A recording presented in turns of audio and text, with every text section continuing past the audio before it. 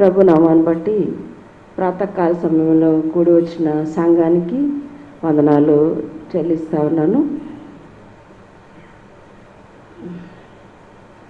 అవసరం లేదు. చిన్న ప్రార్థన చేసుకొని వాక్య జనంలోనికి వెళ్దాం. ప్రేమ నమ్మకం గల మా పరలోకపు తండ్రి యేసయ్య, నీకు వందనాలు, స్తుతులు, స్తోత్రాలు. పాపలము దౌర్భాగ్యులము అయినప్పటికీ ఇంతదనుక నీ సజీవ లెక్కలో ఉంచి కాపాడి రక్షించిన దేవా నీకు వందనాలు. ఇకను ప్రభు మాతో ఉండండి తండ్రి. సంఘంలో ప్రాతకాల సమయ ఆరాధనలో మీరు ఉన్నారని విశ్వసించి నీకు వందనాలు చెల్లిస్తున్నాం. ఈ సంఘంలో ప్రభు తండ్రి మీరు ఎన్నో అద్భుత కార్యాలు, ఎన్నో మహత్కార్యాలు చేసిన గొప్ప దేవా నీకు వందనాలు. ఈ సంఘంలో మీ నివాసం ఉందని మేము విశ్వసించి నీకు వందనాలు చెల్లిస్తున్నాం. ఇక్కడ మీరు ఉండండి, మీ ఆత్మవర్షాన్ని కుమ్మరించండి. ఇప్పుడు వాక్యాన్ని విశదీకరించబోతుండగా ప్రభు నన్ను మరుగుపరిచి, నేను కాదు కానీ నాయన మీరే వారికి కనిపించి తండ్రి వారితో మాట్లాడి సంఘాన్ని బలపరచమని, సంఘానికి కావాల్సిన ఆత్మీయ ఆహారాన్ని బిడ్డలందరికీ దయచేయమని, ఈ చిన్న ప్రార్థనని సన్నిధికి చేర్చుకొని ప్రతిఫలాన్ని పంపించమని, మా కొరకు మరణం తిరిగి లేచినేసే వారి పేరట ప్రతిమాలు వినయం గడుగుచున్నాం తండ్రి. ఆమేన్. ఈ సంవత్సరంలో మిమ్మల్ని ఎవరిని చూడలేదు కాబట్టి ముందుగా క్రిస్మస్ నూతన సంవత్సర శుభాకాంక్షలు ఇస్లాం కుటుంబ సభ్యులందరికీ తెలియజేస్తూ ఉన్నాం. ఎందుకంటే ఈ సంవత్సర కాలం అంతా మేము రాలేదు, విజయవాడలోనే ఉండిపోయాం, మేము రాలేకపోయాం. కానీ మీరు మాత్రం సంఘాన్ని విడిచిపెట్టకుండా మీ సహవాసాన్ని కంటిన్యూ చేశారు. మేము జూమ్లో చూడడమే తప్ప మళ్ళీ మిమ్మల్ని ఎప్పుడు చూడలేకపోయాం. అయినప్పటికీ ప్రభువులో ఏకస్థలమై ఉన్నందుకు సంతోషిస్తూ ఉన్నాం. మేము కూడా జూమ్ కాన్ఫరెన్స్ ద్వారా ఇంట్లోనే ఉన్నా కూడా మా కుటుంబాలన్నీ కలిసి ఒక వారం ఒకరు షేర్ చేసుకుంటూ వాక్యాన్ని, ఆరాధనని కొనసాగించాం ఇన్ని రోజులు కూడా. ఎందుకంటే మా ఇంట్లో పెద్దవారు ఎక్కువ ఉన్నారు, అమ్మ ఉంది, పెద్ద మావయ్య ఉన్నారు, అందరూ పెద్దవారు ఎక్కువ ఉన్నారు. వాళ్ళు బయటికి పంపించాలంటే అంత శ్రేయస్కరమైనది కాదు అని అట్లా జరిగింది. దానిలో పెద్ద మావయ్య ఒక మాట, ఒక వాక్యం, ఒకరోజు వాక్యం విశదీకరిస్తూ ఒక మాట చెప్పారు, రక్షణ జ్ఞానాన్ని తెలుసుకోవాలి అని. కొత్తగా వినిపించింది ఆ మాట నాకు. ఆ రోజు రక్షణ జ్ఞానం అన్నారు. రక్షణ తెలుసుకోవాలనడం వేరు. మనం సాధారణంగా లోకజ్ఞానం వింటాం, దైవజ్ఞానం వింటాం. రక్షణ జ్ఞానం ఏంటి? నాకు చాలా విచిత్రంగా ఆ మాట అప్పుడే మొదటిసారి విన్నాను. ఆ మాటని రక్షణ విన్నాను, జ్ఞానం విన్నాను, రక్షణ జ్ఞానం అంట.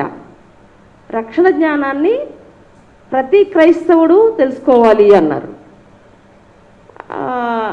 దాన్ని ఎక్కువసేపు ఆయనతో మాట్లాడాలంటే నేనేమనుకున్నానంటే, అసలు మనకు కొంచెం అన్నా తెలిస్తే ఆయనతో మాట్లాడడానికి బాగుంటుంది కదా అని నేను ఒక చిన్న ప్రయత్నం చేశాను. ఈ రక్షణ జ్ఞానం ఏంటి అసలు? రక్షణ అంటే తెలుసు మనందరికీ. రక్షణ అంటే ఏదైనా ఆపద నుంచి, ఏదైనా కీడు నుంచి రక్షింపబడ్డాన్ని రక్షణ అంటున్నాం. బైబిల్లో చూద్దామంటే పాపం నుంచి క్రీస్తులోకి రావటం రక్షణ అంటున్నాం. రైట్, సింపుల్గానే ఉంది, బాగానే అర్థమైంది నాకు. అంటే నాది చిన్న బుర్ర కాబట్టి చెప్తున్నా. మీకులాగా బలమైన సంఘం కాదు, ఇంకా చిన్నగా పాలు తాగుతా నెమ్మదిగానే ఉన్నాం. మీరు మాంసాహారం తింటున్నారు, నాకు తెలుసు ఆ విషయం. మాంసాహారం తినే స్థాయికి వచ్చేసారు కాబట్టి నేర్చుకుంటున్న స్థాయిలో ఉన్నాం కాబట్టి రక్షణ అంటే అర్థమైంది. రక్షణని అంటే రక్షణ ఏమంటారు అయ్యగారు ఇంగ్లీష్లో? సాల్వేషన్. జ్ఞానం, నాలెడ్జ్. సాల్వేషన్, నాలెడ్జ్ తెలియాలి ఇప్పుడు నా బుర్రకి. ఇదేమో చిన్న బుర్రాయే. సరే, ట్రై చేస్తే నాకు పౌలు గారు కనిపించారు, పరిశుద్ధుడైన యోహాను గారు కనిపించారు. వాళ్ళిద్దరూ చెప్తున్నారు. అంటే కరోనా కాలంలో నేను వినియోగించుకున్నాను దీన్ని. ఫ్రూట్ఫుల్గా వాడాలి కదా, దాన్ని వినియోగించిన విషయం అన్నమాట ఇది. ఇక్కడ నాకు డౌట్ వచ్చింది అప్పుడు, అసలు నేను రక్షింపబడ్డానా? ఇవన్నా మాట్లాడితే పుట్టి క్రైస్తవులు అంటున్నాం కదా. మా నాన్నగారు అంత పరిచర్య చేశారు, మా అమ్మగారు ఎంత పరిచర్య చేశారు, మా తాతగారు ప్రార్థన చేస్తే మోకాళ్ళు అరిగిపోయాయి అంటున్నాం కదా. అసలు నేను రక్షింపబడ్డానా? పెద్ద డౌటే వచ్చింది. బాప్తీసం అయిపోయింది, ప్రార్థన అయిపోయింది, పెళ్ళి అయిపోయింది, పిల్లలు పుట్టేశారు, వాళ్ళ బాప్తీసాలే, ఇన్ని కార్యక్రమాలు అయిపోయాక ఇదేం డౌటు? అసలు నేను రక్షింపబడ్డానా అన్న డౌట్ అయితే వచ్చేసింది. చాలా అనుమానం వేసింది, ఓ పక్క భయం కూడా వేసింది.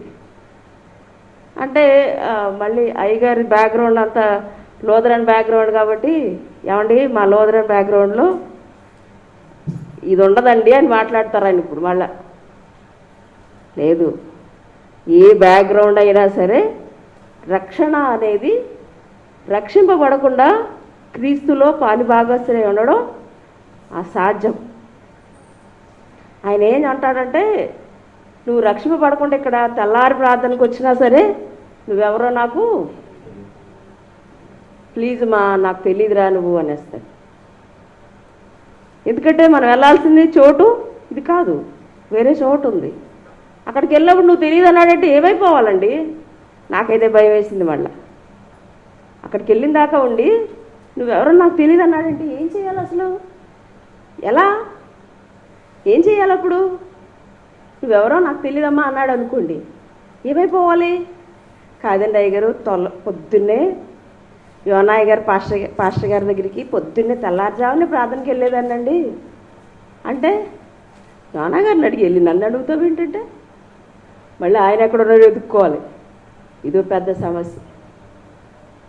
అంటే క్రమంగా సంఘానికి వచ్చాను కదా, క్రమంగా బైబిల్ చదివాను కదా, క్రమంగా నా కానుకలు ఇచ్చాను కదా అంటే బాహ్యంగా ఆయన చూడట్లా, నీ అంతరంగాన్ని ఆయన చూస్తున్నాడు. అక్కడ ఆయన ఉన్నాడా లేదా చూసుకుంటున్నాడు అంతే. నీ హృదయమైన ఆలయంలో ఆయన ఉన్నాడా లేదా? ఉంటేనే ఆయన వాడు, లేకపోతే ఐ డోంట్ నో. నువ్వెవరో నేనెవరో, నీకు నాకు అసలు ఎలాంటి సంబంధాలు లేవు. యోనా పాస్టర్ గారు నువ్వు చూసుకోండి అమ్మాయి అంటారు. అప్పుడు ఏమైపోవాలి? ఈయనేమంటాడు, అబ్బాయి నాకు అసలు తెలియదండి అంటారు. మా మమ్మీ అనేది, మా డాడీ ఏమన్నా అంటుంటే, సర్లేండి మీరు పరలోకానికి వెళ్తారు కదా, మీ కాలు పట్టుకుని వచ్చేస్తానులే అని. రాణిస్తారా?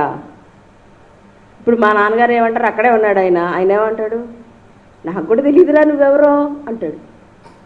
అమ్మో, ఇది భయంకరమైన పరిస్థితి కదూ. చాలా భయం వేసింది నాకైతే. కాబట్టి రక్షణ జ్ఞానాన్ని మాంసాహారం తింటున్న సంఘం తప్పకుండా తెలుసుకోవాలి అనిపించింది నాకు. ఇందులో దీంట్లో చూస్తున్నప్పుడు అంటే అయ్యగారు లాంటి పెద్దవాళ్ళు ఉన్నారు ఇక్కడ, నాలాంటి చిన్న తలంపులో తెలిసినది మీకు చెప్తున్నాను అంతే. నాకు అర్థమైంది, ప్రభు నన్ను నడిపించింది, మీరు అర్థం చేసుకోగలిగింది. దీంట్లో 5 రకాలుగా నాకు కనిపించింది. అది 5 స్థాయిల్లో అది కనిపించింది. మొట్టమొదటి స్థాయిలో పోరాటం కనిపించింది. మొట్టమొదటి స్థాయిలో పోరాటం కనిపించింది. అంటే మారు మనసు పొందిన తర్వాత క్రైస్తవులకు అసలు ఏం ఇబ్బందులు ఉండవండి, ఇంకన్నీ ఆయన చూసేసుకుంటాడు అనుకుంటారు.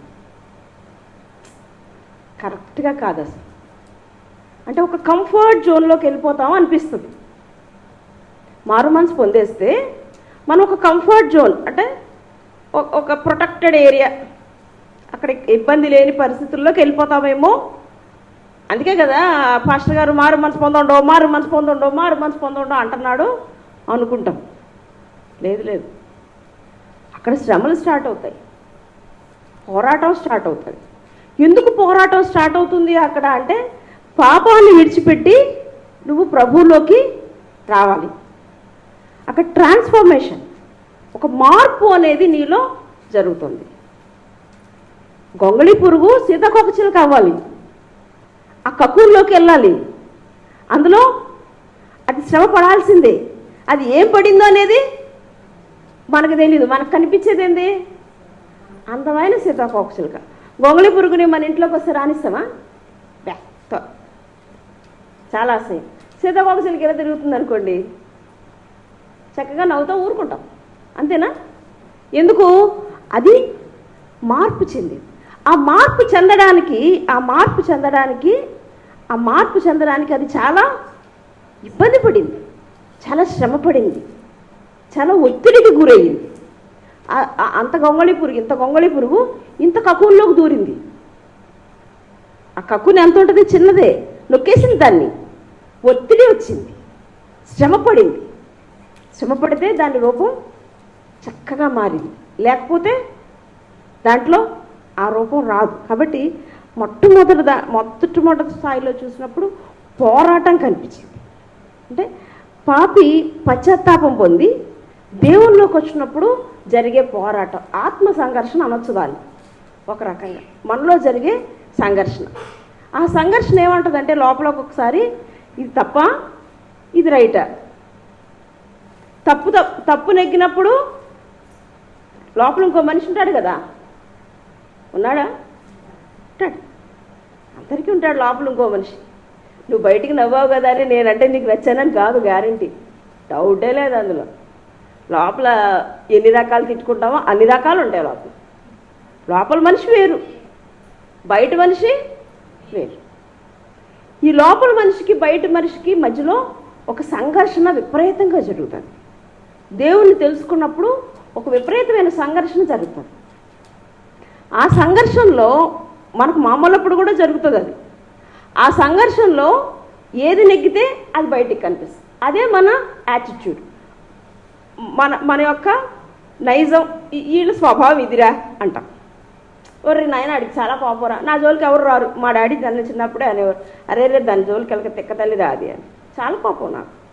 నేనేం శాంతమైన మనిషిని కాదు, పిచ్చ కోపం, మామూలు కోపం కాదు. ఆ జోలికి వెళ్ళకండి రా అంటే ఆ నైజం ఏంటి? కోపం. ఆ నైజం అంటే శాంతం నైజం రెండు పోరాటం చేసేయి. అక్కడ నెగ్గింది ఏంటి? కోపం నెగ్గింది, బయటకు వచ్చింది. That's all. మంచి నెగ్గితే మంచి వచ్చింది, చెడు నెగ్గితే చెడు. ఎప్పుడు ఈ ఆత్మ సంఘర్షణ, ఎప్పుడు ఈ పోరాటం ఉంటూనే ఉంటుంది. ఇక్కడ రోమీలకి పౌలు గారు రాస్తూ, ఇక్కడ రోమా పత్రికలో ఆయన రాస్తున్నారు. మొదటి నుంచి 1 అధ్యాయంలో పాపం అంటే ఏంటో చెప్తున్నాడు. తర్వాత 6 నుంచి 11 దాకా వచ్చేటప్పటికి ఆయన దాని పరిష్కారం చూపిస్తున్నాడు. దాని నుంచి పరిష్కారం ఏంటి? మీరు ఇంటికి వెళ్ళాక రోమపత్రికని కొంచెం చదువుదురు కానీ, ఈవేళ ఖాళీగానే ఉంటున్నాం కదా, 6:30 నుంచి వెళ్ళిపోతున్నాం కదా, ఇంక తర్వాత నుంచి ఖాళీయే కదా. నాకు సాధారణంగా బైబిల్ని మనం సాధారణంగా ఒక అధ్యాయం, నేను ఆఫీస్కి వెళ్తున్నప్పుడు ఏమంటే 2 వచనాలు 3 వచనాలు మహా చదివితే ఒక కీర్తనలు అయితే ఒక అధ్యాయం. That's all. అలా చదవడం నచ్చేది కాదు. వాస్తవానికి ఎలా ఇష్టం అంటే, కథల పుస్తకం చదివితే ఎలా చదువుతాం చెప్పండి? ఎలా చదువుతాం? కథ అయిపోయేదాకా మడతెట్టుకుని చదివేస్తాం కదా. అలా ఇది చదవాలనిపించేది నాకు కరోనా కాలం పనికొచ్చింది. దాన్ని వాడేశాను, దీన్ని వాడేశాను అలాగే. ఎందుకంటే నా జోలికి ఎవడు రాడు. మొదలెట్టామంటే ప్రశాంతంగా కూర్చుని మొదలెట్టామంటే ఎన్నన్నా చదవచ్చు. అప్పుడే దీంట్లో కిక్ అర్థమవుతుంది. లేదంటే ఊరికే సగం అక్కడక్కడ ఒక్కో బిట్టు తెలియదు. చదవాలి. అలా బైబిల్ని అంటే అయ్యగారు వాళ్ళు అంటే అక్కడ ఉంటారు కాబట్టి పనే ఉంది వాళ్ళకి, చదువుతూనే ఉంటారు. మనకేమో చాలా పనులు ఉన్నాయి అయ్యా. మనమేమో అలా చదవాలా. మనం ఏం చేస్తున్నాం? ఒక్కొక్కటి, ఇప్పుడు ఒకటి, రేపు ఒకటి. నిన్నటి ఏం చదివామో ఈవేళకు గుర్తులేదు, ఈవేళ ఏం చదివామో రేపుడికి గుర్తుండదు. అంటే ఏమో అంత స్ట్రాంగ్ బుర్రలా, పిచ్చి బుర్రలా అయ్యాయి. దీంట్లో ఇదొకటేనా 1,00,000 సమస్యలు అయ్యాయి. వీటిలో ఇది చదవాలి. దాంట్లో దీన్ని బైబిల్ని చాలా చాలా బాగుంటుంది, చాలా స్వీట్గా ఉంటుంది. అలా ట్రై చేయండి ఈసారి. ఎప్పుడైనా అవకాశం దొరికినప్పుడు. అంటే మా చిన్నప్పుడు వీళ్ళు చదివించారు మా చేత. పాస్టర్ గారు, అయ్యగారు వాళ్ళు. ఈ అయ్యగారును పీటర్ ఆనంద్ కుమార్ గారు, వీళ్ళు చాలామందిని జ్ఞాపకం చేసుకుంటాను. పీటర్ ఆనంద్ కుమార్ గారు మా సండే స్కూల్ ఆయన, మా యూత్ యోనా అయ్య గారు మమ్మల్ని కాంపిటీషన్స్కి పంపించేవాళ్ళు. కాంపిటీషన్స్ పంపించినప్పుడు అక్క కూడా అప్పుడు వాళ్ళు క్రేగ్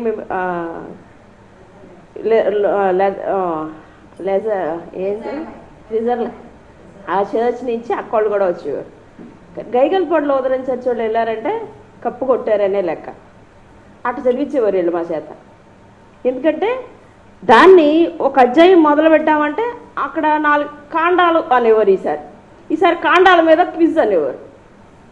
వాళ్ళు ఉన్నారా మైతా కవిత వర్కౌట్ అది రా నూతన చర్చ వాళ్ళు వచ్చారా వదిలేయండి, ఇంకా వెళ్ళిపోయింది, యాత్రకు వెళ్ళింది, మనకు అప్పు రాదు. మా చర్చిలో వరుసగా కప్పులు ఉంటాయి. అది వీళ్ళు ఇచ్చిన ట్రైనింగ్, వరుసగా కప్పులే స్టార్ట్ చేసిన మేము స్టార్ట్ చేసిన కప్పులే అవన్నీ. అప్పుడు చదివాం. కాండాలు చదువుకొచ్చేయండి రా అంటే చదువుకొచ్చాం. ఇప్పుడు ఉద్యోగాలు వచ్చినాయి, దేవుడు బాగా ఆశీర్వదించాడు. ఇప్పుడు చదవాలంటే అయ్యగారు మీరు మరీ మాట్లాడతారండి. ఎక్కడిది నాకు టైము? పొద్దున్న పోతే రాత్రికి వస్తాను, ఏ టైంకి వస్తాను నాకే తెలియదు. కరోనా ఇచ్చింది ఆ టైము. ప్రశాంతంగా ఇంకో భయం ఒకటి పట్టుకుంది. దేవుడు కానీ వచ్చేస్తాడా గబుక్కుని, నేను కానీ ఇక్కడ ఉండిపోతాను అందరూ వెళ్ళిపోతారా అన్న టెన్షన్ ఒకటి పట్టుకుంది. అసలు నాకైతే పట్టాయి ఇవన్నీ. నేను కానీ గబుక్కుని ఇక్కడ ఉండిపోతానేమో, వీళ్ళందరూ వెళ్ళిపోతారేమో, అంటే వాళ్ళందరూ మంచివాళ్ళు కదా వాళ్ళు వెళ్ళిపోతారు, నేను ఉండిపోయాను అనుకో దేవుడా నా వల్ల కాదు, చాలా కష్టం. అందుకో కొంత దీని మీద జాస మనుషులకి చాలామందికి పెరగాల్సిన అవసరం వచ్చింది.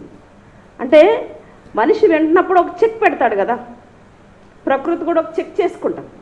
ఆ చెక్కే ఈ కరోనా. దాంట్లో మనం ఎంత బాగా నిలబడ్డాం, ఎంత బాగా దాన్ని యూటిలైజ్ చేసుకున్నాం. అననుకూల పరిస్థితే కాదని అన్నట్లా, అనుకూలమైన వాతావరణం కాదు. అయినప్పటికీ ప్రభువులో నీ ఎదుగుదల కోసం దాన్ని ఎంత బాగా ఉపయోగించుకున్నావు. కష్టకాలంలోనే బాగా అన్నీ ఉన్నప్పుడు నడవటం వేరు, అన్నీ సుఖంగా ఉన్నప్పుడు నడవటం వేరు, ఇబ్బందిగా ఉన్నప్పుడు కష్టకాలంలో ఉన్నప్పుడు ప్రభు వైపు చూడడం వేరు. దానికి దీనికి చాలా తేడా ఉంటుంది. అక్కడ మొట్టమొదటిది పోరాటం. ఈ పోరాటంలో ప్రభువులోకి వచ్చిన తర్వాత లోకంతో కూడా పోరాటం ఉంటుంది. లోకానికి నువ్వు నచ్చవు. ఎందుకు? లోకంలో పనులు నువ్వు చేయలేవు. ప్రభువులో ఉన్నప్పుడు లోకంలో ఉన్నప్పుడు పనులు నువ్వు చేయలేవు. ఉదాహరణకి చెప్తాం, మీరు కొంచెం బాగా అర్థమవుతుంది. ఇప్పుడు ఒక ఆఫీస్లో 10 మంది ఉద్యోగస్తులు ఉన్నారు. అందులో ఒక ఆయన క్రైస్తవుడు. ఆయన లంచం తీసుకోడు, ఆయన ముట్టుకోడు. ఎందుకు? ప్రభువారు చెప్పారు ఆ మాటని. ప్రభువారు ఏం చెప్పారు? మనం లంచాలు అయ్యి వద్దయ్యా మనకి చాలు అయినా ఆయన చెప్పాడు. వాళ్ళకి శ్రమ ఉంటుంది, వాళ్ళకి ఇబ్బంది ఉంటుంది, వాడిని చూసి భయపడతారు. వాస్తవానికి వాడిని చూసి భయపడతారు, కానీ వాడిని ఇబ్బంది పెడతారు. ఎందుకు ఇబ్బంది పెడతారు అంటే వాడు సీక్రెట్స్ ఏమైనా ఇటు బయట పెడతాడేమో అని నన్ను ఇబ్బంది పెడతారు. నేను అలా 3 సార్లు అయ్యాను ట్రాన్స్ఫర్. అవని విజయవాడ నుంచి గుంటూరు వెళ్ళాను, అదే సేమ్ గొడవలో. అవని విజయవాడ నుంచి రోజు నేను గుంటూరు వెళ్ళి రావాలంటే గంట వెళ్ళాలి, గంట రావాలి. కానీ దీంట్లో ఏ మేలు దాల్చిందో కానీ చూద్దాం. కాకపోతే మామూలుగా అయితే వెళ్ళనేమోనని ప్రమోషన్ ఇచ్చి పంపించారు. ఎలా ప్రమోషన్ ఇచ్చారంటే నాకన్నా 20 మంది సీనియర్స్ ఉంటే జూనియర్కి ప్రమోషన్ ఇచ్చి పంపించారు. నాకన్నా 20 మంది ఉన్నారు సీనియర్స్. మొన్నే లెక్కేశారు, 20 మంది సీనియర్స్ ఉన్నారు నా ముందు. 20 మందికి ఇచ్చాక ఇవ్వాలి నాకు ఆ ప్రమోషన్. కాకపోతే అక్కడి నుంచి నన్ను లేపేయాలి. ఎందుకు లేపేయాలి? ఆడెక్కడెక్కడ తీసుకున్నాడో మనకు తెలిసిపోయింది విషయం. కానీ మనకు చెప్పాల్సిన అవసరం మనకైతే లేదు. కానీ ఆ భయం ఉంది ఆడికి లేదా? ఆడికి ఆ భయం ఉంది కదా, మనకు శ్రమ వస్తుంది, ఇబ్బందే. కానీ ఆ ఇబ్బందిలో మనం ఆగగలిగామంటే సరే.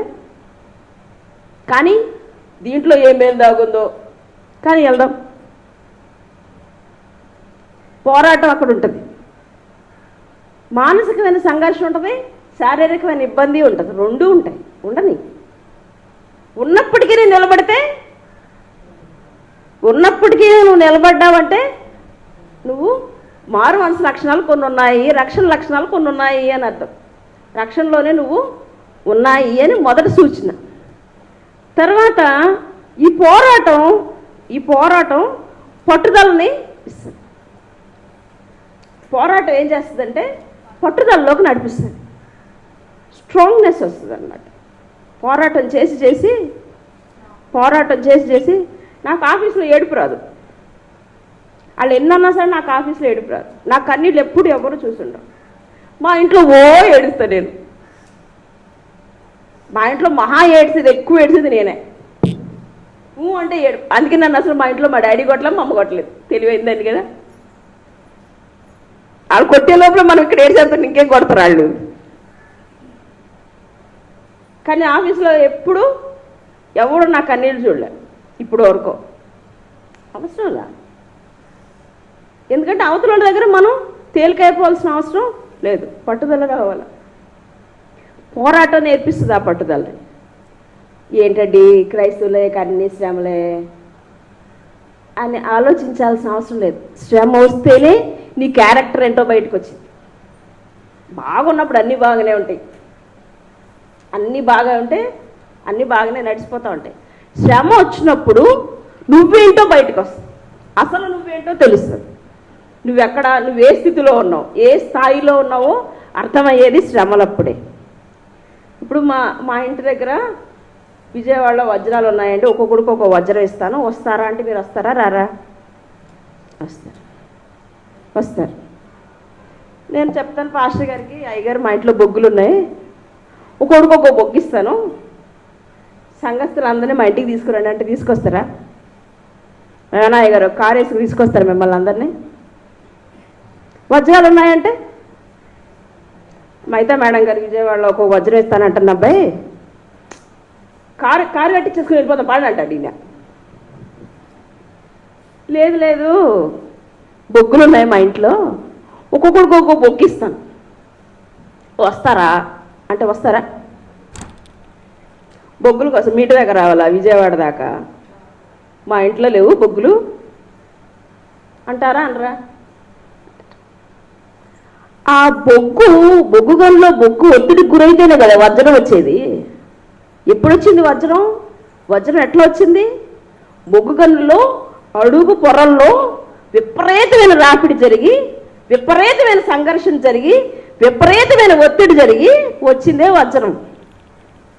ఎంతో స్ట్రెయిన్కి గురైతే, ఎంతో ఒత్తిడికి గురైతే వజ్రం వచ్చింది. నీకు ఆ బొగ్గు నచ్చలా, నీకు ఆ వజ్రం నచ్చింది. నీకే అట్లా ఉంటే నిన్ను సృష్టించిన సృష్టికర్తకి నువ్వు బొగ్గులా ఉంటే నచ్చుతావా? ఎందుకు నచ్చుతావు? నువ్వు వజ్రంలా ఉంటేనే నచ్చుతావు.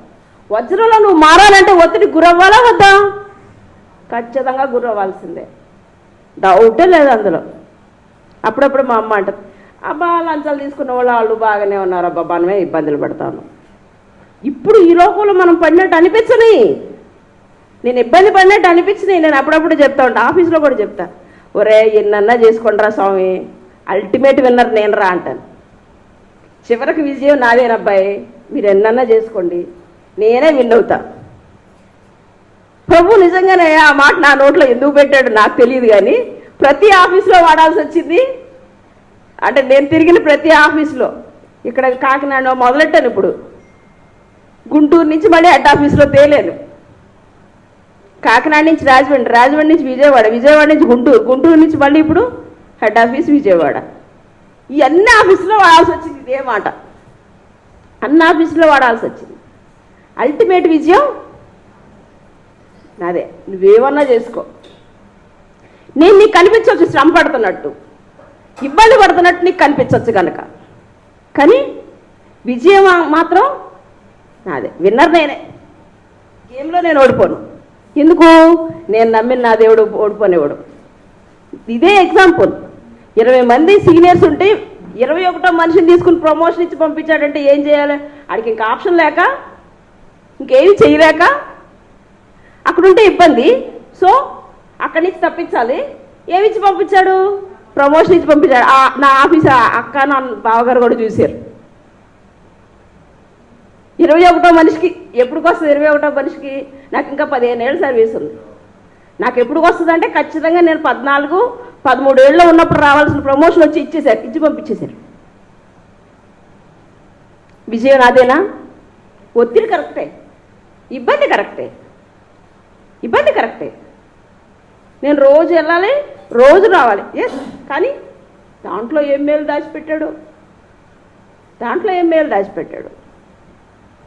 అంటే ఇక్కడ ఈ ఒత్తిడి, ఈ పోరాటం అనేది మనిషిలో పట్టుదలను నేర్పిస్తుంది, పట్టుదల వస్తుంది. అంటే ఎలాంటి పట్టుదల వస్తుందంటే నేను నమ్మిన విశ్వాసాన్ని గట్టిగా పట్టుకోవాలన్న పట్టుదల వచ్చేస్తుంది. ఏదైతే నేను నమ్మానో దాన్ని పట్టుకోవాలి. ఆ పట్టుదల ఎంత స్థాయి వస్తుందంటే రారా తేల్చుకుందాం అన్న లెవెల్లోకి వచ్చేస్తుంది. షడ్రక్, మేషక్, అబేద్నెగోల్ని ఏమన్నారు? ఒక్కసారి ఆ బొమ్మకు దండం పెట్టండి అయ్యా, ఒకసారి పెట్టేస్తే మీ పనుల్లో మీరు చేసుకోవచ్చు అన్నారు. ఏమన్నా చేసుకోండి, మాకు సంబంధం లేదు. ఆ పట్టుదల ఎంత పట్టుదల అంటే, ఆ విశ్వాసం ఎంత విశ్వాసం అంటే, నా దేవుడు రక్షించకపోయినా పర్లేదయ్యా స్వామి, ఆయన కోసం వెళ్ళిపోతాం. కానీ మేము ఆ బొమ్మకు మాత్రం మరి దేవుడు వాళ్ళని అగ్నిగుండంలో వేయకుండా ఆపేశాడా? అగ్నిగుండంలో వేసారా లేదా? మరి ఇక్కడ నాకు డౌట్ వచ్చింది, అసలు అగ్నిగుండంలోకి వేయడం ఎందుకు? అగ్నిగుండంలో వేయకుండా ఆపచ్చు కదా, పర్వతండ్రి కదా, ఆయన సృష్టికర్త కదా, అసలు ఎందుకు వేసాడు? అసలు ఈడేంటో బయటికి రావాలా? షడ్రక్, మేషక్, అబేద్నెగో ఎక్కడ దాకా నిలబడతారో ఆయనకి తెలియాలా వద్దా? వాళ్ళ స్థాయి ఏంటో, వాళ్ళ క్యారెక్టర్ ఏంటో బయటకు రావాలా వద్దా? వాళ్ళకి ఏమన్నా అయ్యిందా? అల్టిమేట్ విన్నర్స్ వాళ్ళే, వాళ్ళదే విజయం, డౌటే లేదు. కానీ శ్రమ వచ్చిందా రాలేదా? కాళ్ళు చేతులు కట్టేశారు, అగ్నిగుండంలో వేసేసారు. అయ్యిందా ఏమన్నా? బట్టలు కూడా అగ్ని వాసన రాలేదంట. దానియేలు గారిని ఏం చేశారు? సింహాల బోన్లో వేశారు. నువ్వు ప్రార్థన చేయకయ్యా. అయ్యా కష్టమయ్యా, నాకు అది ప్రార్థన చేయకుండా ఉండడం నా వల్ల కాని వ్యవహారం. దాన్ని ఎట్లా చెప్తారు నాకు? మీరేమన్నా చేసుకోండి, నేను సిద్ధం. కానీ నన్ను ప్రార్థన చేయొద్దని మాత్రం అడగ. వేసేయండి అయ్యా ఇన్ని సింహాల్లో, తినిపడేస్తే వదిలిపోతుంది శని. తినేసాయా? నాకు మళ్ళీ డౌట్ వచ్చింది ఇక్కడ, అసలు వేయకుండా ఆపచ్చు కదా. ప్రభు ఆ రాజుగారితో మాట్లాడి, రాజా ఎందుకు వేయకు దానియేలుని అని మాట్లాడచ్చు కదా ఆయన. దానియేలు క్యారెక్టర్ ఎప్పుడు బయటకు వచ్చేది? మరి అప్పుడు దానియేలు విశ్వాసం ఎలా తెలిసేది బయటికి? దానియేలు ప్రభువులో ఎంత లోతుగా ఉన్నాడో ఆ శ్రమ లేకపోతే ఎలాగర్థమయ్యేది? కాబట్టి విశ్వాసికి శ్రమ అనేది ఖచ్చితంగా ఉంటుంది. ఎందుకంటే లోకరీతిగా నువ్వు వెళ్ళలేవు కాబట్టి, లోకంతో పాటు నువ్వు కొట్టుకుని వెళ్ళిపోలేవు కాబట్టి ఖచ్చితంగా శ్రమ ఉంటుంది. పౌలు రోమీలకు రాసిన పత్రికలో ఈ మాటను చెప్తున్నాడు. రోమపత్రిక 5వ అధ్యాయం, రోమీలకు రాసిన పత్రిక 5వ అధ్యాయం 3వ వచనం. అంతేకాదు శ్రమ ఓర్పును, ఓర్పు పరీక్షను, పరీక్ష నిరీక్షణను కలుగుజేయనని ఎరిగి శ్రమలయందును అతిశయపడు. శ్రమల్లో కూడా అతిశయం రావాలి, శ్రమల్లో కూడా ఎంజాయ్ చేయాలి, శ్రమను కూడా ఎంజాయ్ చేయాలి, శ్రమల్లో కూడా ఫీల్ గ్రేట్, ఫీల్ గుడ్. శ్రమల్లో కూడా మనకి ఎంత అంటే శ్రమ ఏమి నేర్పించాలి? చిరాకు నేర్పించకూడదు. శ్రమ ఏమి నేర్పించాలంటే ఓర్పు నేర్పించాలి. స్ప్రింగ్ని గట్టిగా పెట్టి అదిమి పెడితే ఏమవుతుంది? నొక్కి గట్టిగా పెట్టి అదిమి పెట్టి వదిలేసామనుకోండి, సప్పం లేసింది. శ్రమ అంత స్థాయిలో రావాలా. అది ఎంత స్పీడ్గా లేసిందో క్రైస్తవుడు అంత స్పీడ్గా లేగల. శ్రమ ఓర్పును నేర్పించాలి. ఓర్పు పరీక్షను, పరీక్ష అల్టిమేట్ నిరీక్షణ. అక్కడికి వెళ్ళిపోతామన్న నిరీక్షణ, ఆ నిరీక్షణని ఈ పరీక్ష నేర్పిస్తుంది. ఇక్కడ ఈ పట్టుదల దగ్గరకు వచ్చేసరికి యోబు గారు కూడా మంచి పట్టుదల చూపించారు. ఇప్పుడు మనకి బ్రదర్ చదివి వినిపించారు కదా, యోబు 13వ అధ్యాయం 15వ వచనం. యోబు 13వ అధ్యాయం. ఇదిగో ఆయన నన్ను చంపినను, నేను ఆయన కొరకు కనిపెట్టుచున్నాను. ఆయన సన్నిధిని నా ప్రవర్తన న్యాయమని రుజువుపరుతును. ఇదియు నాకు రక్షణార్థమైనదగును. భక్తిహీనుడు ఆయన సన్నిధికి రాతెగింపడు. యోబు 13:15.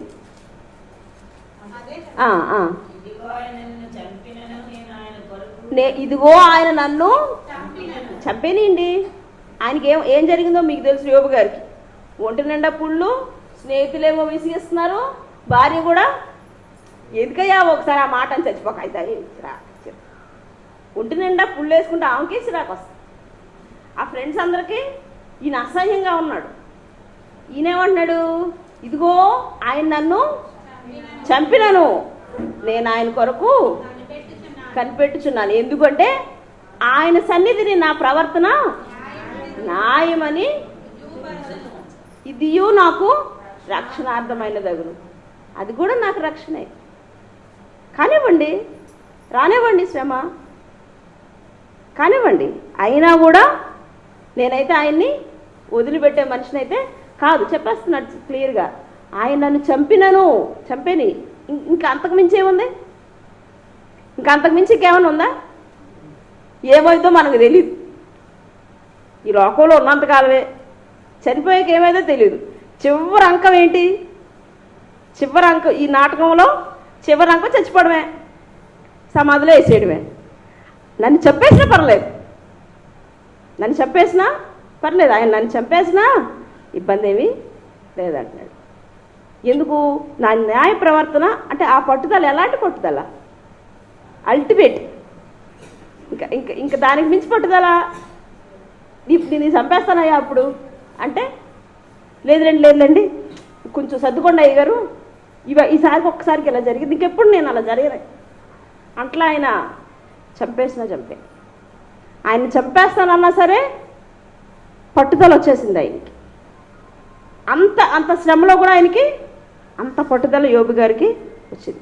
ఆ పట్టుదల ఎక్కడ ఉండాలంటే ప్రార్థనలో ఉండాలి, వాక్యం చదవడంలో ఆ పట్టుదల ఉంటుంది, సహవాసం కూడడంలో ఆ పట్టుదల ఉండాలి.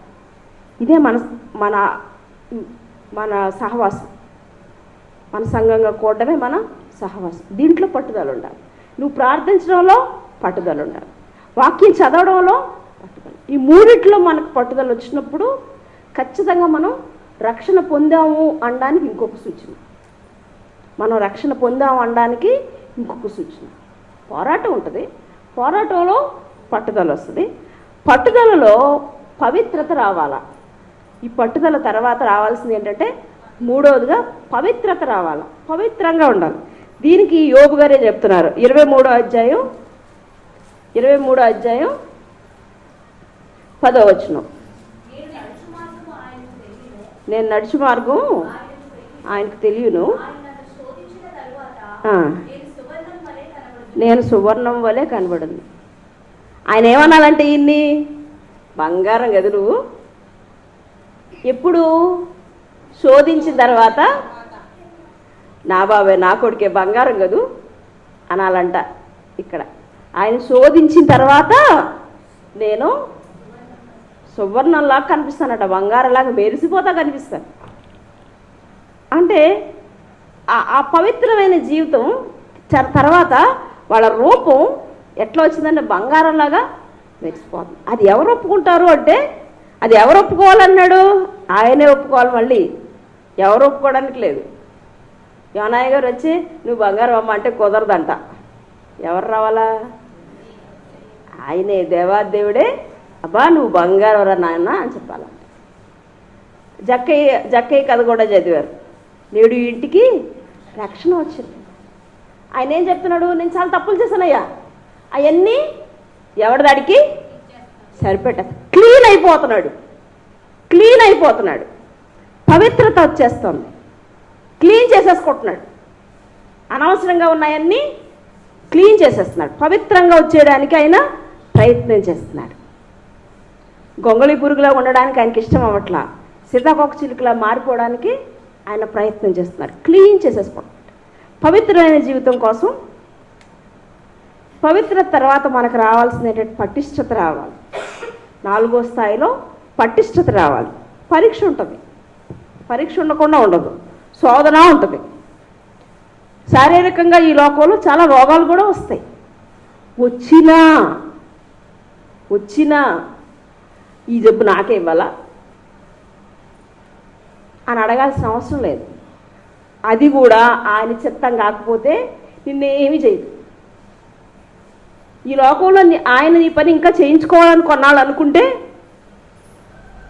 నీ జోలికే రాదు. నేను ఒక ప్రార్థన చేశాను ఈ కరోనా కాలంలోనే. ఇక్కడికి నా టైం అయిపోయిందంటే తీసుకెళ్ళి, నాకేం అభ్యంతరం లేదు. కానీ నా చావు కూడా నీ మహిమార్థం జరగాల. ఎవడో దీన్ని అవహేళన చేయడానికి వీల్లేదు. నువ్వేం చేస్తావో చేసుకో.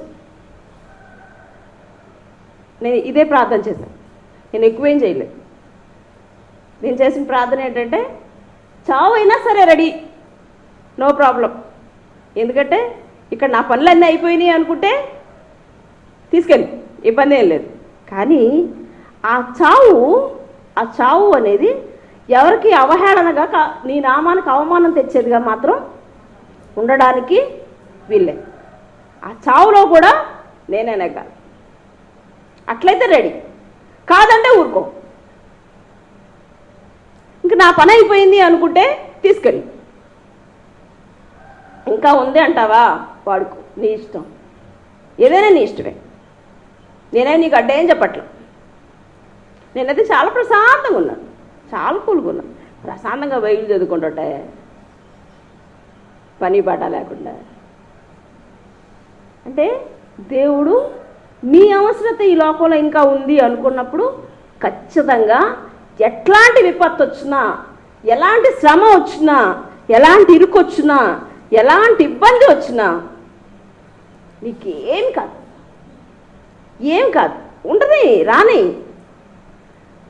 ఆ శ్రమలో, ఆ పరీక్షలో ఓర్పు వచ్చేయాలి. ఆ ఓర్పులో నీకు నిరీక్షణ వచ్చేస్తుంది. ఆ శ్రమ, ఈ శ్రమలో కూడా అతిశయపడేంత శ్రమలు ఉండాలి ఉంటాడు. అంటే ఈ చావు బ్రతుకులు అనేవి అశాశ్వతం. ఆయన టైం ఎప్పుడంటే అప్పుడు వెళ్ళిపోవాల్సిందే. అప్పుడప్పుడు మా నాన్నగారి గురించి ఆలోచించినప్పుడు, అబ్బా కొన్నాళ్ళుంటే ఇంకా కొంతమంది మారేవాళ్ళు కదా, ఆయన వాళ్ళు మారిన వాళ్ళు చాలామంది ఉన్నారు కదా, బాగుంది కదా, ఎందుకు అప్పుడే తీసుకెళ్ళిపోయాడు?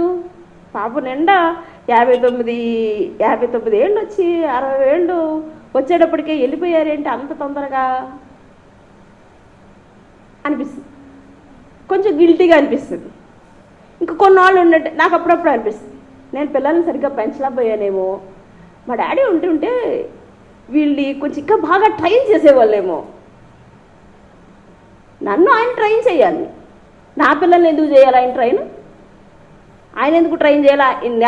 నా పిల్లల్ని చేయాల్సింది ఎవరు? నేను. నన్ను చేయాల్సింది ఆయన చేసి వదిలేడు, నువ్వు చేయాలి కదా. మళ్ళీ ఏమడుగుతున్నాను నేను ఇప్పుడు? ఆయన ఉంటే చేయాలంటున్నాను. ఆయన పని కంప్లీట్ అయిపోయింది, ఆయన పని పూర్తి అయిపోయింది. ఆయన చేయాల్సిన పని, ఆయనకి నిర్దేశించబడిన పని కంప్లీట్ అయింది, ఫినిష్డ్ అయిపోయింది. ఈ పని మిగిలిన వాళ్ళు చేసుకెళ్లాల్సిందే. ఎవరు ఎంతవరకు పని చేయాలో అంతవరకే అప్పచెప్పుతాడు, అంతకు మించి ఒక్క క్షణం కూడా అప్పచెప్పడు. అప్పుడప్పుడు మళ్ళీ అనిపిస్తుంది నాకు, పాపం కష్టం అంతా పడ్డారే, సుఖపడే టైం వచ్చేటప్పటికి వెళ్ళిపోయాడేంటి కొంచెం అనిపిస్తుంది. అంటే ఇంక ఆయన ఉద్యోగం, సేవ, కుటుంబం, పిల్లలందరినీ సెటిల్ చేసేసారు. 4గురికి పెళ్ళిళ్ళు అయిపోయినాయి. 4గురు ఎవడిల్లు ఆడు కొనుక్కున్నాడు, ఎవడ కారు ఆడు కొనుక్కున్నాడు, ఎవడ కాడి సెటిల్ అయిపోయాడు, ఎవడ పిల్లలు ఆడుకున్నారు, అన్నీ అయిపోయినాయి. సంఘాలు కూడా కట్టేశారు. ఇంకేంటి ఆయన పని?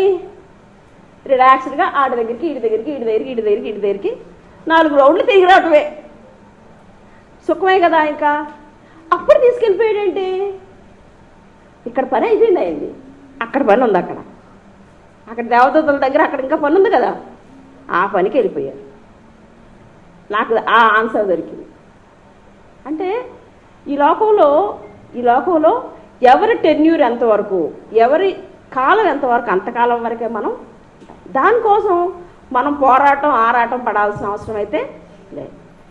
నీ ఆయనకి ఇష్టమైందా నీ ద్వారా ఇంకో 10 మందిని రక్షించాలా, రైట్, నిన్ను వాడతాడు. నువ్వు వద్దన్నా వాడతాడు. నువ్వు కాళ్ళు చేతులు ఇరిగిపోయినాయి ప్రభా, నా వల్ల కావట్లేదు నల్లనంటే మోసుకుపోతా, ఎత్తుకుపోతారు, నిన్ను ఎత్తుకొని తీసుకెళ్ళి సేవ చేయించుకుంటారు. ఇప్పుడు నేను అప్పుడప్పుడు అంటా ఉండే, అబ్బా నా కాళ్ళు అసలు నా వల్ల కావట్లేదు, కానీ ఎవడో ఒకటి ఎత్తుకు తీసుకెళ్తాడు, ఏమి ఇబ్బంది లేదు. నీ పరిచర్య అక్కడ కావాలనుకుంటే అవసరం లేదా, ఆయన పట్టుకెళ్తాడు అక్కడ. దానికి మనం సిద్ధపడి ఉండాలి. మనం సిద్ధంగా ఉన్నామా? ఈ పటిష్టత తర్వాత పరిచర్యలోకి వెళ్తాం. ఐదో దశలో పరిచర్యలోకి వెళ్తాం. ఈ పరిచర్య అంటే పౌలే చెప్తున్నాడు రోమపత్రికలో 1:16 చూసినప్పుడు,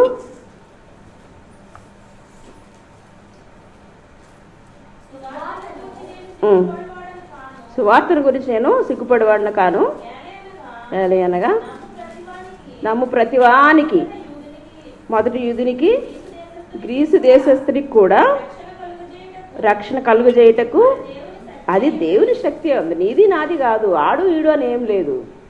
ఆ పరిచర్య ఆయన చేయించుకుంటాడు, మనం ఏం చెయ్యట్లా. మోహన్ రావు గారు ఏం చేయలేదు, యోనాయి గారు ఏం చేయలేదు. ఎవరు చేయించుకుంటున్నారు? దేవుడే చేయించుకుంటాడు. వాళ్ళని ఎక్కడెక్కడ వాడుకోవాలి అక్కడెక్కడల్లా వాడుకుంటాడు, ఆయన ఇష్టం అది. ఇప్పుడు మనం వల్ల చేయాల్సిందల్లా ఏంటంటే ఆయనకి ఒబీడియన్స్ ఇవ్వడమే, ఆయనకి విల్లింగ్ ఇవ్వడమే. ఆయన కన్సర్న్లలో ఆయన రెక్కచాటున సరేనయ్యా నేను సిద్ధం. బాలుడేని సమయాలు చెప్తున్నాడు, అయ్యా చిత్తం ప్రభువా, ఉన్నాను ఇక్కడే, నువ్వు ఎక్కడ తీసుకెళ్తే అక్కడ రావడానికి నేను ఉన్నాను. చివరికి వచ్చేది పరిచర్య వస్తుంది. సిద్ధపడిన తర్వాత పోరాటంలో ఈ పట్టుదల వచ్చిన తర్వాత, పట్టుదల పవిత్రత వచ్చిన తర్వాత, పవిత్రత పటిష్టత వచ్చిన తర్వాత మనకి పరిచర్య భారం వచ్చింది. ఇవన్నీ జరుగుతాయి. ఇవన్నీ జరిగి నువ్వు పరిచర్యలో నిక్కచ్చిగా కొనసాగుతున్నావు అంటే మన మనసు ఏది నిండితే అదే కదా బయటికి మాట్లాడతాం, అంతేనండి. నాకు మా అమ్మాయి అంటే చాలా ఇష్టం అనుకోండి, మాట్లాడితే మా అమ్మాయి గురించి చెప్తా, అవునా? అంతే. మీకు స్వీట్స్ అంటే చాలా ఇష్టం అనుకోండి, మాట్లాడితే అసలు బూరెలు చేస్తేనక్క బాబా ఏది ఇష్టమో అది ఎక్కువసార్లు మాట్లాడతాం. మనసులో నిండిపోవాలి. ఎవరు నిండిపోవాలి ఇక్కడ? నీ దేవుడు నిండిపోవాలి, నీ దేవుని వాక్యం నిండిపోవాలి. ముందు నువ్వు సిద్ధపడిపోవాలి. నేను రెడీ అయిపోయి వెళ్ళిపోతున్నాను చెప్పేస్తానంటే కుదరదు. చాలా నలిగిపోయాక ఆయన కిందకు వచ్చినాడు, అర్థమైందా? చాలా నలిగిపోయిన తర్వాత ఈ 4 స్థాయిలు దాటి వచ్చిన తర్వాత ఆయన ముందు నుంచి కింద కూర్చున్నాడు అనుకున్నారా యోనా పాస్టర్ గారిని? మీరు చాలా కాలం నుంచి చూడలేదేమో, నేను చిన్నప్పటి నుంచి చూశాను. యోనా పాస్టర్ గారు ముందే ఎక్కడ కూర్చున్నాడు అనుకున్నారా? ప్రార్థన అంటే అక్కడికి వెళ్ళిపోయి పడుకుని వచ్చేవాడు ఆయన. చిన్నపిల్లలు మేమే ఉండేవాళ్ళు వాడ మోకాళ్ళ మీద. ప్రార్థన ఆమెను అంటారంటే డాడీ కానీ తిడతాడేమోనని, మళ్ళా అందులో మా అమ్మకి అసలు నోరు ఎక్కువ కదా, ఏమైనా అనేసిద్దేమోనని అప్పుడు లాస్ట్లో వచ్చి ఆమెన్ తడియకు అని మొదలెట్టేవాడు. ఇదే ఎంతో నలిగిన తర్వాత పరిచర్య భారం వచ్చింది. ఇవన్నీ స్టేజ్లో దాటుకుంటూ వచ్చి మన పరిచర్యలో కొనసాగుతున్నాము నిక్కచ్చిగా అంటే నీ హృదయంలో ప్రభువు నిండిపోయి ఉన్నాడు, నువ్వు రక్షణ పొందావు అని సూచన. ఎన్ని జరగాల, ఇందులో ఏది జరగకపోయినా డౌటే. మన గురించి మనం ఆలోచించుకోవాల్సిందే. ఇక్కడ ఎవరైనా 1 యోహాను పత్రిక అంటే మనం రక్షింపబడ్డామో లేదో మనం పరీక్షించుకోవాలి కదా, ఎన్ని దశలు దాటాలంటున్నావు. అసలు రక్షింపబడ్డావా అని యోహాను భక్తుడు ముందే రాసి పెట్టున్నాడు మన కోసం. మనం టెస్ట్ చేసుకోవడం కోసం ఆయన రాసి పెట్టున్నాడు. పాపం వాళ్ళు ఎన్నో కష్టాలు పడి రాశారు. దీన్ని చదవడానికి కూడా మనకేమో టైం కుదరట్లేదు.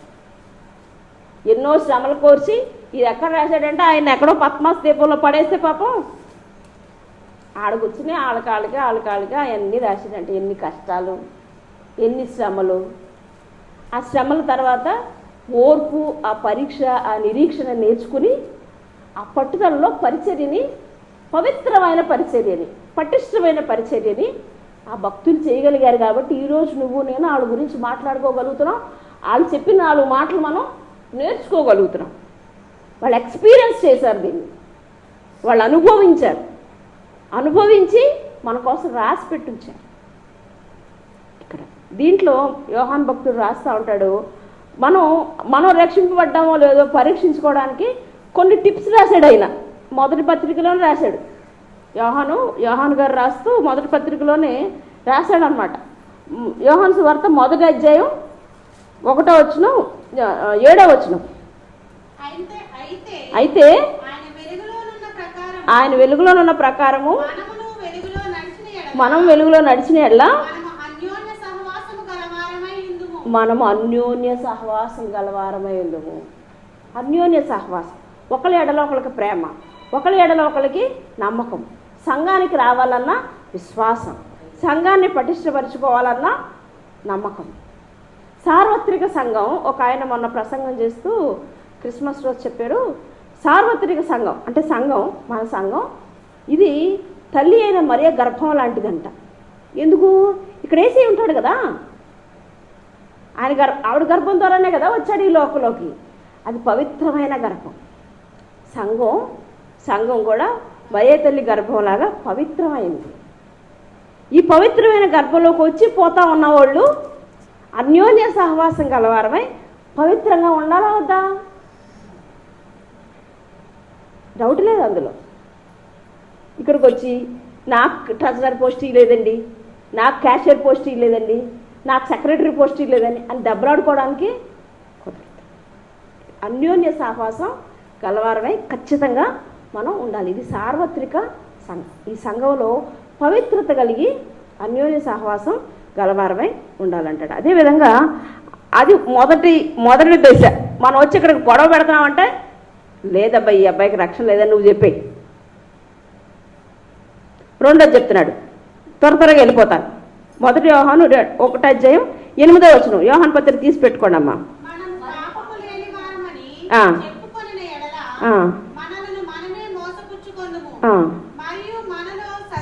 సత్యం ఉండదు.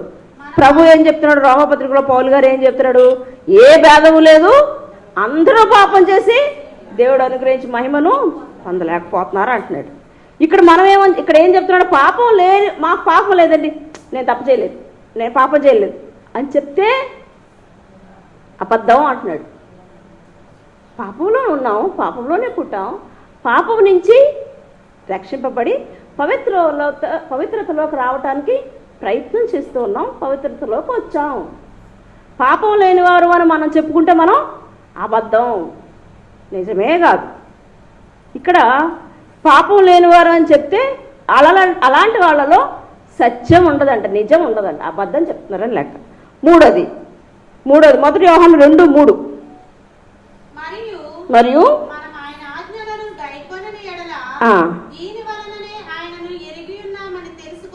ఆయన ఆజ్ఞల్ని గైకొని ఎడల దీని వలననే మనం ఆయన్ని ఎరిగి ఉన్నామని తెలుసుకుంటాం. ఇక్కడ 10 ఆజ్ఞల్ని మోషే గారి ద్వారా ఇచ్చాడు. యేసయ్య గారు ఒక దాన్నంతా కలిపి ప్రభు అయిన యేసుక్రీస్తు వారు చెప్పాడు. మత్తయి సువార్త 22వ అధ్యాయం 37 నుంచి 40 వరకు. వేరొకరు యోహాను సువార్త తీసిన వాళ్ళు అట్ట పట్టుకోండమ్మా. మత్తయి సువార్త 22, 37, 40. మీ సమయం అయిపోతుంది, నాకు తెలిసిపోతుంది. అందుకు ఆయన నీ పూర్ణ హృదయంతోనూ, నీ పూర్ణ ఆత్మతోనూ, నీ పూర్ణ మనసుతోనూ నీ దేవుడైన ప్రభువును ప్రేమింపవలనన్నది ముఖ్యమైనది మొదటిది అయినా ఆజ్ఞ. నీ పూర్ణ హృదయంతో, నీ పూర్ణ మనసుతో, ఇంకా నీ మనసులోకి వేరే ఆలోచనే ఉండడానికి లేదు, వేరే ఉండడానికి లేదు. ఆయన్ని ప్రేమించాలి. ఆయన్ని నీ మనసులో పూర్తి మనసుతో ప్రేమించాలన్నదే మొట్టమొదటి ఆజ్ఞ. రెండోది కూడా చెప్తాడు చూడు తల్లి అక్కడే, నిన్ను వలే. ఇది భలే కష్టం. నిన్ను వలే నీ పొరుగు వాళ్ళు ప్రేమింపవలను అన్నది కూడా రెండో ఆజ్ఞ కూడా దానిలాంటిదే. దేవుణ్ణి ఎంత ప్రేమిస్తున్నాను అంటున్నావో నీ సహోదరుని కూడా, నీ పొరుగు వాడిని కూడా అంతే ప్రేమించినప్పుడు ఆయన ఆజ్ఞల్ని గైకొంటావు. ఇది రక్షణలో నువ్వు ఉన్నావు అనడానికి ఒక సూచన, ఒక స్టెప్. నువ్వు కూడా ఇప్పుడు రక్షణలోనే ఉన్నావు, రక్షణలోనే కొనసాగుతున్నావు అంటే వాడి మీద నాకు ద్వేషం ఉండదు, నా మీద వాళ్ళకి ద్వేషం ఉండదు. నేను అలా నన్ను ప్రేమిస్తున్నాను, మీరంటే మీకు ఇష్టమే కదా, ఎవరంటే వాళ్ళకి ఇష్టం. లేదంటే ఈ చీరలే కట్టుకోం, బట్టలే వేసుకోం.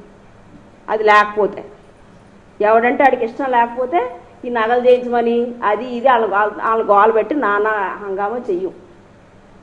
ఏది ఉంటే అది కట్టుకుంటే ఏమి లేకపోతే తిరుగుతాం. ఏంటంటే మనమంటే మనకి ఇష్టం లేదు కాబట్టి. మనమంటే మనకి ఇష్టం ఉంది కాబట్టి మనల్ని ఎలా ప్రేమించుకుంటున్నాము, నీ సహోదరుని కూడా, నీ తోటివాడిని కూడా, నీ పొరుగువాడిని కూడా అట్లా ప్రేమిస్తావు. ఇప్పుడు ప్రేమిస్తావు, నువ్వు రక్షణ పొందినప్పుడు ప్రేమిస్తావు, లేదంటే ప్రేమించలేవు.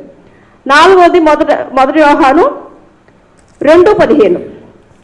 క్విక్గా వెళ్తున్నాను, ఏమనుకోవద్దు. 2:15 లోకమునైనను లోకాన్నైనా లోకంలో ఉన్నాయన రెండింటినీ ప్రేమించొద్దు. ఎవడైనాను లోకాన్ని ప్రేమిస్తే తండ్రి ప్రేమ వాళ్ళలో లేదు. సారీ చెప్పేస్తున్నాడు ఇక్కడే.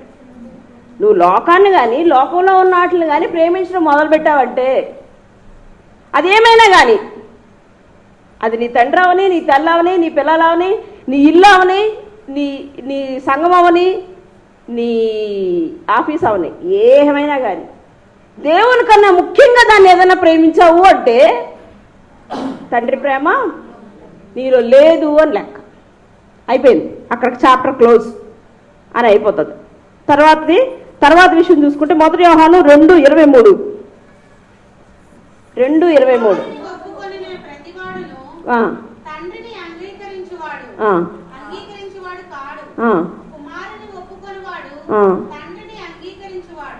కుమారుని ఒప్పుకొనివాడు తండ్రిని, అంటే ఇక్కడ క్రీస్తుని కలిగి ఉండడం అనేది చెప్తున్నాడు. క్రీస్తుని మనం ఒప్పుకోవాలి, ఆయన అంగీకరించాలి. కింద ఫుట్నోట్లో చెప్తాడు చూడండి, అక్కడ ఒక ఓటేసి కలిగి ఉన్నవాడు అన్నాడు. అంటే క్రీస్తుని కలిగి ఉన్నవాడు అంటే క్రీస్తుని పోలి నడుచుకున్నవాడు. పౌలు గారు ఏం చెప్తున్నాడు, నేను క్రీస్తుని పోలి నడుచుకునేలాగునా మీరు నన్ను పోలి నడుచుకోండి అంటున్నాడు. మీరు నేను పోలి నడుచుకున్నాను, మిమ్మల్ని నేను క్రీస్తుని పోలి నడుచుకుంటున్నాను, అట్లా మీరు నన్ను పోలి నడుచుకోండి. అంత ధైర్యంగా నువ్వు నేను చెప్పగలుగుతున్నావా? నాకులో ఉండండి అని చెప్పగలుగుతానా? కాదు. నేనేం చెప్తాను, ఆ పాస్టర్ రెడ్డి చేశాడు, ఆ పాస్టర్ రెడ్డి అయ్యి వాళ్ళందరినీ చూడకండి, దేవుణ్ణి చూడండి అని చెప్తాం. తప్పు కాదు. పౌలు గారు ఏం చెప్తున్నాడు ఇక్కడ, నేను క్రీస్తుని పోలు నడుచుకునేలాగునా మీరు నన్ను పోలు నడుచుకోండి. అంత ధైర్యంగా చెప్పాలి క్రైస్తవుడు, అంత ధైర్యంగా చెప్పాలి. నేను అట్ట చేసిన అటు చేసుకెళ్ళండి అయ్యా అని చెప్పగలుగుతున్నారా? నేనేదో పొరపాటు చేశాను అబ్బాయి, మీరు కూడా అట్ట చేస్తారా ఏంటి అని మాట్లాడుతున్నారు నేటి క్రైస్తవులు. ఇంకేముందబ్బా నీ క్రైస్తవత్వం, నీకేముంది నీ మాదిరి, ఇంకేం చూపించావు నువ్వు రోల్ మోడల్? ఇక్కడ అడుగుతుంది ఏంటంటే క్రీస్తును పోలి నడుచుకోండి, క్రీస్తు చేసినట్టుగా చెయ్యండి అంటాడు. చాలా కష్టమైన మాటలే చెప్తున్నాడు, కానీ అది ఉంటేనే నువ్వు రక్షణ పొందావు అంటున్నాడు ఇక్కడ. అవన్నీ మనలో ఉంటేనే యోహాన్ గారు చెప్తున్నాడు ఏంటంటే అవన్నీ నువ్వు చేస్తుంటేనే రక్షణ పొందినట్టు, లేదంటే సమయం వృధా అంటున్నాడు. అర్థమవుతుందా? తర్వాత పాయింట్, మొదటి యోహాను 3:2. ప్రియులారా అది ఇంకా ప్రత్యక్షపరచబడలేదు కానీ ఆయన ప్రత్యక్షమైనప్పుడు ఆ. ఆయన ఉన్నట్లుగానే ఆ. ఆయనను చూతుము గనుక ఆ. ఆయనను పోలియుందుమని ఎరుగుదుము. ఆయనను పోలియుందుము. ఈ లోకంలో నిన్ను చూసినోడు ఏమనాలంటే ఆడరా క్రైస్తవుడు అంటే అంటున్నాడా? అయ్యి బాబా, ఈ క్రైస్తవులతో అసలు పడలేమండి బాబు. ఇదా మనకు ఉండాల్సిన సాక్ష్యం. నీ సాక్ష్యం ఏంటి? నీ సాక్ష్యం ఏంటి? నిన్ను చూసినోడు ఎవరిని చూసినట్టు ఫీల్ అవ్వాలి? అసలు ఎవరిని చూసినట్టు ఫీల్ అవ్వాలి? క్రీస్తుని చూసినట్టు ఫీల్ అవ్వాలి. అలా ఫీల్ అవుతున్నారా? మన దగ్గరికి రావడానికే జడిచిపోతుంటాయి. ఏం బూతులు తిడుతుందో ఆవిడ దగ్గరికి వెళ్తే, ఏం గొడవ వేసుకుంటుందో ఆవిడ దగ్గరికి వెళ్తే.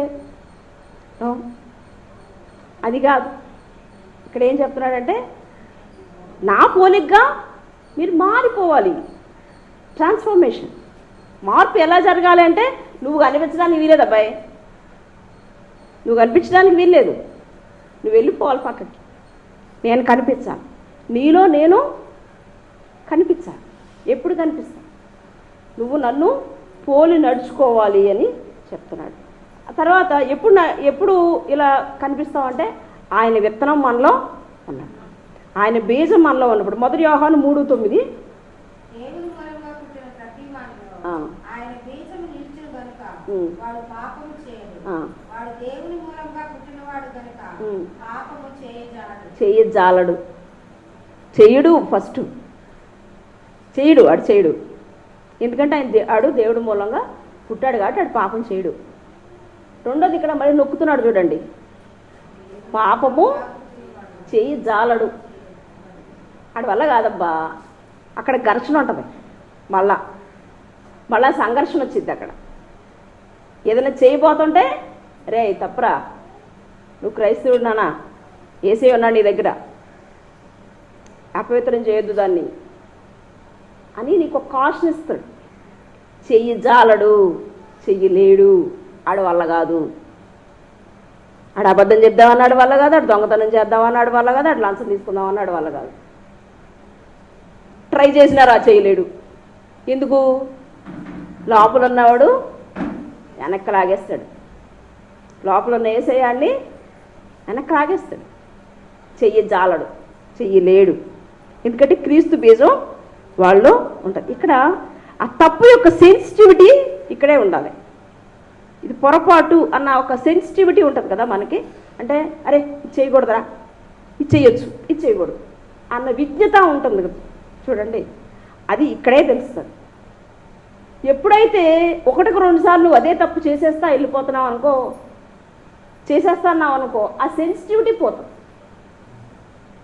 ఈసారి లంచం తీసుకున్నారు, ఈ ఒక్కసారికేనండి కొంచెం ఇంట్లో అవసరం పడింది అని తీసుకున్నారనుకోండి, రెండోసారి అది అలవాటుగా మారిపోతుంది.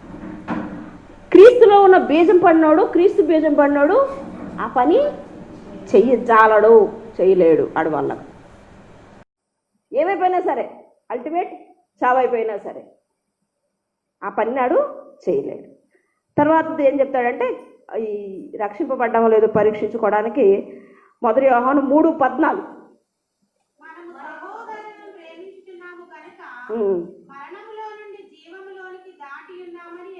మరణంలోంచి జీవంలోకి దాటిపోయాం. ఎప్పుడు?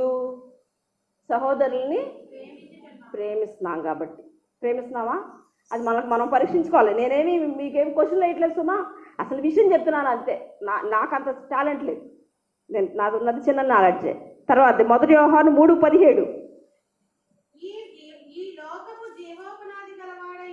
ఈ లోకపు జీవనోపాధి కలవాడై ఉండి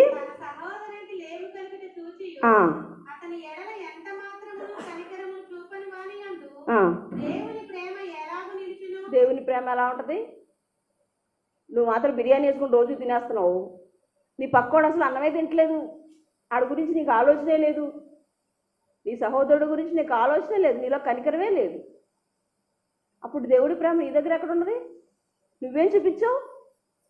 ఏం చూపించావని దేవుడి ప్రేమ ఉందని నమ్మాలి? కరెక్టే కదండి, నిజమే కదా. ఇక్కడ కనికరం, వాళ్ళు క్రీస్తుని కలిగి ఉన్న వాళ్ళు కనికరం ఉంటుంది. కనికరం ఉంటుంది అతన్ని. ఎవరైనా చూసినప్పుడు అతను కనికరంతో ఉంటాడు అనమాట. చివరిది 1 యోహాను 4:15. ఇది చెప్పి నేను ముగిస్తాను. యేసు దేవుని కుమారుడని ఉమ్. ఎవడు ఒప్పుకొనునో ఎవడు ఒప్పుకొనునో వానిలో దేవుడు నిలిచి వానిలో దేవుడు నిలిచిన్నాడు, దేవుని యందు ఉన్నాడు. వాడు దేవుని యందు ఉన్నాడు. డౌట్ లేదు ఇంకా. దేవుడు యేసుక్రీస్తు దేవుని కుమారుడు అని ఎవడైతే ఒప్పుకుంటాడో అవసరం వచ్చినప్పుడు ఒప్పుకొని, అవసరం అయినప్పుడు కాదంటే కాదు.